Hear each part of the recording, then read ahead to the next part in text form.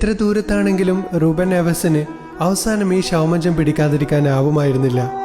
Diego ജോട്ടയുടെ ഇന്റർവ്യൂവിലൊക്കെ best friend ആരാണെന്ന് ചോദിക്കുമ്പോൾ ആദ്യം പറയുന്ന പേര് നെവസിൻ്റെതാണല്ലോ. നെവസ് മാത്രമല്ല, ഫുട്ബോളിന്റെ രാജാക്കന്മാരൊക്കെ അവിടെ എത്തി വിതുമ്പിക്കൊണ്ട് അവനോട് യാത്ര പറഞ്ഞു. 10 ദിവസം മുന്നേ മണവാളനായി അണിഞ്ഞൊരുങ്ങി വന്ന അതേ ദേവാലയത്തിൽ ഇന്നലെ ഡിയാഗോ ജോട്ട അണിഞ്ഞൊരുങ്ങി വന്നത് അവസാനത്തെ പ്രാർത്ഥനക്കായാണ്. അന്ന് സന്തോഷത്തോടെ കെട്ടിപ്പിടിച്ച ഭാര്യ ഇന്ന് ജോട്ടയെ കെട്ടിപ്പിടിക്കുന്നത് കണ്ണീർ വാർത്തുകൊണ്ടാണ്.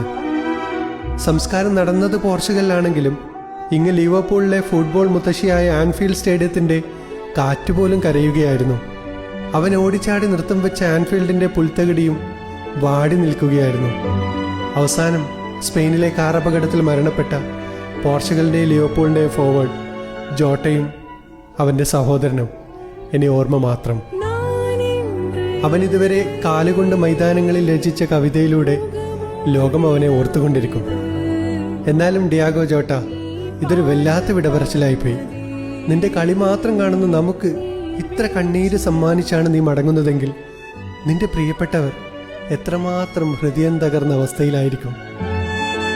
മറക്കല്ലേ ജോട്ട, ഫുട്ബോൾ എന്ന വികാരം ലോകത്ത് നിലനിൽക്കുന്നിടത്തോളം കാലം.